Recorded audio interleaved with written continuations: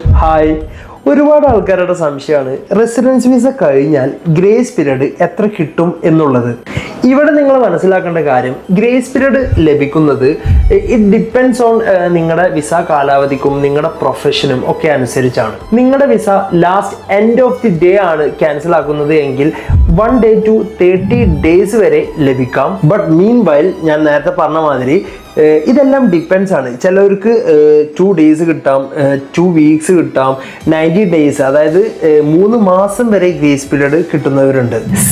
നമുക്കിവിടെ ഒന്നും പ്രിഡിക്റ്റ് ചെയ്യാൻ പറ്റില്ല.